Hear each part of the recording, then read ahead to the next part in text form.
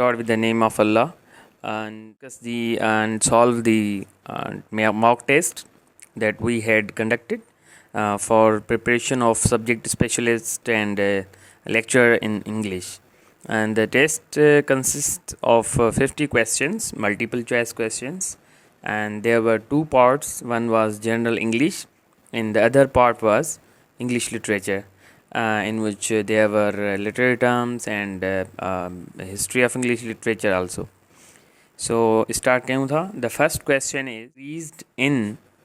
हाणे इन में अॻियां असांखे इडियम पुट करिणो आहे त इडियम कहिड़ो जेको आहे हिन जे लाइ सूटेबल थींदो. त इहो थींदो आहे leaps and bounds. Leaps and bounds जो मतिलबु हूंदो आहे वेरी फास्ट, त हुन जी जेका दौलत आहे उहा तमामु तेज़ीअ सां वधी. So leaps and bound means very fast, rapid growth कंहिं शइ में अचे त हुनखे असां लीप्स एंड बाउंड्स चवंदा आहियूं.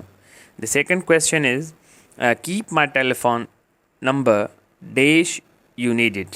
सो इन में यूज़ कंदासीं इन केस हिते यूज़ थींदो. इन जो मतिलबु आहे त थी सघे थो या मे बी तव्हांखे उहो नंबर खपे. Third item is which one is correct sentence. So चइनी मां ऑप्शन करेक्ट कहिड़ो थींदो. Whom was she talking to. हाणे हूम ऑब्जेक्ट हूंदो आहे, ऑब्जेक्टिव केस में ते एंड में ई टू यूज़ न थींदो आहे. सो इहो पहिरियों ऑप्शन त न थी सघंदो. हू वॉज शी टॉकिंग ऐं हू सब्जेक्ट हूंदो आहे. जेकॾहिं असांखे हू ऑब्जेक्ट तौरु यूज़ करिणो आहे त पोइ असां टू प्रीपोजिशन यूज़ कंदासीं. त इन करे ऑप्शन सी सही थींदो. त who was she talking to. So C is correct. Is the meaning of the idiom to put the cart before the horse. हाणे इहो असां डिस्कस कयो हुयोसीं इडियम्स वारे लेक्चर में. इहो असांजे यूट्यूब चैनल ते अपलोड थियल आहे. त to put the cart before the horse means to do the work in a wrong वे. को ग़लति कमु करणु. हाणे जेको कार्ट आहे तव्हां उहो घोड़े जे अॻियां रखो था त हुनखे छा कंदो, मतिलबु त तव्हां को कमु कयो था पर उहो ग़लति तरीक़े सां था कयो. So that means to put the cart before the horse means to do the work in a wrong वे.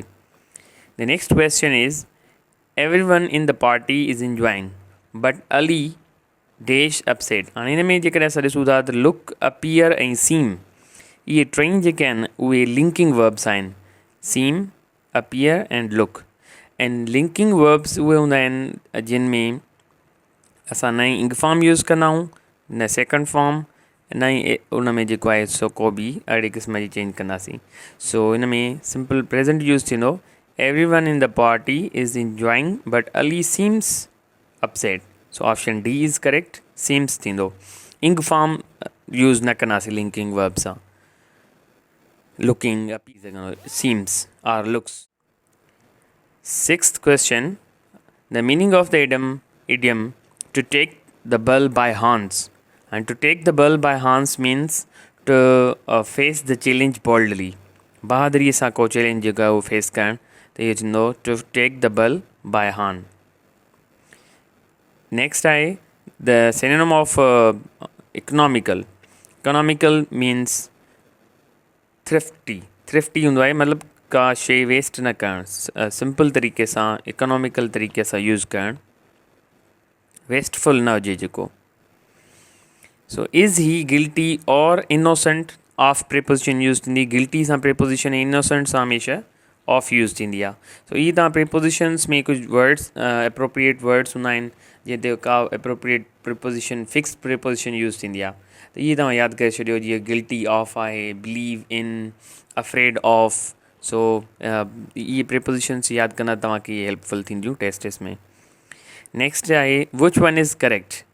हाणे हिननि में सेंटेंस करेक्ट कहिड़ो थींदो.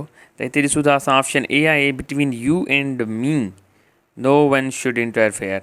हाणे हिन में ऑप्शन ए करेक्ट थींदो छाकाणि त ॿियनि ऑप्शन्स में आई यूज़ थियल आहे, किथे किथे आई पहिरियां यू बाद में आहे. त असां वटि इंग्लिश में पर्सनल प्रोनाउन में इहो रूल आहे त जॾहिं बि तव्हां प्रीपोजिशन खां बाद में को बि पर्सनल प्रोनाउन यूज़ कयो था त हुनजो ऑब्जेक्टिव केस हणंदा. So between is a preposition and the me is used as a objective case. So between preposition, हम प्रीपोजिशन खां बाद में ऑब्जेक्टिव केस यूज़ कंदासीं. आई यूज़ न थींदो, ही बि आई आहे, आई यूज़ न थींदो. सो हे टई ऑप्शन्स ग़लति आहिनि. मी थींदो between U and me know one should interfere. So option A correct आहे. Next आहे the bus crashed into. So crash into preposition खणंदो आहे. Then I am looking forward to dash you. Looking forward जेको आहे उहो structure आहे English में जंहिंसां इंग फॉर्म यूज़ थींदो आहे. I am looking forward to meeting you, seeing you, hearing you. So option C is correct. Next, detect the error. My elder brother was neither interested nor fond of such parties. हिन में असां ॾिसूं था त जेको conjunction use थियल आहे इन खां पोइ हिते आहे इंट्रस्टेड ऐं फॉन्ड. सो फॉन्ड सां प्रिपोजिशन ऑफ यूज़ थींदी आहे ऐं प्रिपोजिशन जेका इंट्रस्टेड सां यूज़ थींदी उहा थींदी इन. त इहो करेक्ट सेंटेंस थींदो my brother was neither interested in nor fond of. So interested में एरर आहे. ऑप्शन सी सही थींदो. इंट्रस्टेड इन थींदो पोइ सही थींदो इहो जुमिलो. देन अगेन एरर डिटेक्शन जो क्वेश्चन आहे. Abid with his sons visits his grandparents on alternative days. हाणे हिते ग़लती अल्टरनेटिव में आहे. ऑप्शन जेको आहे अल्टरनेटिव. अल्टरनेट ऐं अल्टरनेटिव में फ़र्क़ु आहे. त हाणे हिते थींदो अल्टरनेट डेज़. अल्टरनेट मीन्स हिकु छॾे उन खां पोइ ॿियो. सो मतिलबु तव्हां जेकॾहिं ऑप्शन्स रखो था 4 उन में ए खे छॾे करे तव्हां बी था खणो या बी खे छॾे सी था खणो. इन मतिलबु आहे तव्हां अल्टरनेट ऑप्शन था खणो. ऐं अल्टरनेटिव वरी हूंदो आहे त जेकर तव्हां वटि हिकिड़ी शइ न आहे उन जॻह तव्हां ॿी यूज़ था कयो दैट इज़ अल्टरनेटिव. सो हिते तव्हां वटि डेज़ आहिनि they are alternate. Option D में एरर आहे. द टीचर एंड डॉक्टर त इहो थींदो is because the subject is singular. हिन में टीचर ऐं डॉक्टर हिकिड़ो ई माण्हू आहे. कीअं ख़बर पवंदी त इहो हिकिड़ो ई आहे. We see that there is one article. If one article is used, it means that's the same person, means one subject is there. So this verb will also be singular, is used in one में. जेकॾहिं हिते article ॿ use थियल हुजनि the teacher and the doctor, it means there are two people and then we could have used or were. So in this way we can identify whether the subject is singular or plural. English literature जे कुछ MCQs हाणे अचनि था. Who is the writer of famous Harry Potter series? So he is J.K. Rowling. Option B is correct. 16 is Long Walk to Freedom is a book by Nelson Mandela. A famous book है यो जो Nelson Mandela जो लिखेला Long Walk to Freedom. An exalted lyric that begins with an address to someone expressing grief or agony but ends with consolation, that is odd.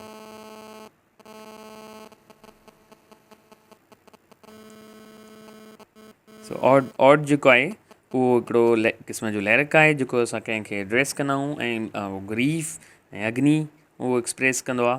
पर आख़िर में consolation हुन में ज़रूरु हूंदी आहे. फॉर एग्ज़ाम्पल कीट्स जा जेके बि ऑड्स आहिनि उहे ग्रीफ ऐं अग्नि एक्सप्रेस कंदा आहिनि पर एंड में उहे कंसोलेशन ज़रूरु ॾींदा आहिनि. सो ऑड जी डेफिनेशन बि तंहिंजे करे इहा ई आहे.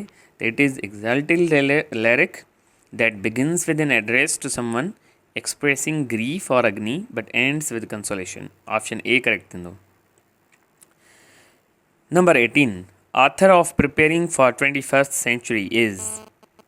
Who's author of this book? It's C. Paul Kennedy. Next. Who's father of history? English history. हिन में ॿ क्वेश्चन्स अची सघनि था. हिकिड़ो हूंदो आहे त whose called father of history त पोइ हीरोडोटस. पर जेकॾहिं असां चऊं whose called father of English history त इहो थींदो vulnerable bed. Father of English history, father of English learning and he is called venerable. He belonged to Old English period and father of English history also. Who were the original inhabitants of the Great Britain? Great Britain या original inhabitants या जेकी हिते हुते पहिरियों रहियल हुया उहे हुया सेल्टिक ब्रिटॉन्स. ऑप्शन बी करेक्ट आहे. जिन खां पोइ रोमन्स आया, रोमन्स खां पोइ एंग्लो सेक्सन्स ऐं जूड्स ऐं इहे जेके आहिनि आहिस्ते आहिस्ते ॿिया ग्रुप्स ईंदा विया. The first English poem are heroic poetry of Anglo Saxon period. First English poem आहे and it's one of the largest epics of English literature, Beowulf. Option D is correct. the last Anglo-Saxon king? Who was the last Anglo-Saxon king? Harold. Option C correct. Who is called father of English literature? Father of English literature, father of English poetry, and he is Geoffrey Chaucer. Option B is correct. 24. Who introduced heroic couplet in English? It's not one, it's English, in English. So here there's typing error. He is Geoffrey Chaucer, who introduced heroic couplet in English literature. Option B is correct. Chaucerian 7-line stanza is called rhyme royal. जेके Chaucer जी जेका stanzas हुयूं जेके 7-line stanzas इन्हनि खे rhyme royal चवंदा आहियूं. 26. Marlowe's blank verse is also called mighty lines. The blank verse that was written by Marlowe was called mighty lines. Who is called morning star of Reformation? So morning star of Reformation was Wycliffe. Wycliffe is called morning star of Reformation. In Chaucer is called morning star of Renaissance. Who is called Bard of Scotland? So Bard of Scotland was Lord Byron. And who is called Bard of England? Shakespeare. Shakespeare के Bard of England चयो वेंदो आहे and Lord Byron के Bard of Scotland. See, nicknames in India writers से जा तव्हांखे यादि हुजनि. Which of the following work is called Prologue to Renaissance? So it's Thomas More's Utopia. Utopia वो work हुयो जेके असां Prologue to Renaissance पे चवंदा आहियूं. 30. Who is called morning star of Renaissance? Renaissance जो morning star Geoffrey Chaucer खे चयो वेंदो आहे. Mystery plays deal with. Mystery plays जो तालुक छा सां हूंदो आहे?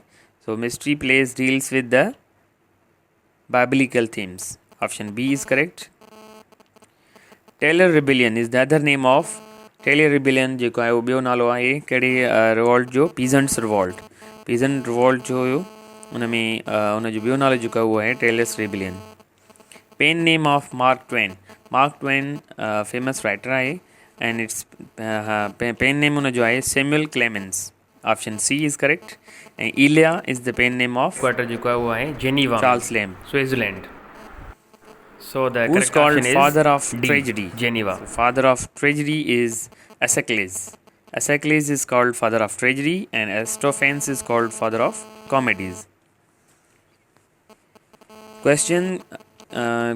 कुछ students questions में इन्हें करीब मुझे नहीं because some questions come like who's called father of English tragedy and who's called father of tragedy. So these two are different questions. Who's called father of English comedy and who's called father of comedy, these are different questions. So English में या जेको आहे general question कहिड़ो थो पुछे तव्हांखे हुनखे focus करणो पवंदो. The 100 Years' War was fought between England and France. Option B is correct. He was as fresh as the month of May. Option B is correct. It appears in the Canterbury Tales. जेको Chaucer जो आहे उन में line ये आहिनि त he was as fresh as the month of May. Who defined Chaucer as the whale of English undefiled? Who called Chaucer these lines? 38. Was this the face that launched 1,000 ships or burned the 1,000 ships? These lines occur in Marlowe's Dr. Faustus. जिन Dr. Faustus जेको आहे Helen of Troy खे ॾिसंदो आहे त इहे lines चवंदो आहे Was this the face that burned 1,000 ships? Who says my name is writ in water? It's Keats that says my name is writ in water. Bose is the pen name of Charles Dickens. Option D correct आहे. Using words or letters to imitate sounds. You कहिड़ो figure of speech आहे onomatopoeia जिनमें असां click or the drops of water, humming sounds of birds, humming of bees, ये जेके sounds आहिनि sounds के असां imitate कयूं, this is called onomatopoeia. Who defined poetry as game of knowledge? Game of knowledge, W.H. Auden. He defined poetry as a game of knowledge. Edgar Allan Poe is often referred to as father of detective stories.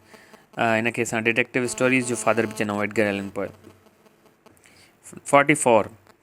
A funny poem of 5 lines is called. What is a funny poem of 5 lines called? So it's called limerick. Option B is correct. 45. Frailty, thy name is women.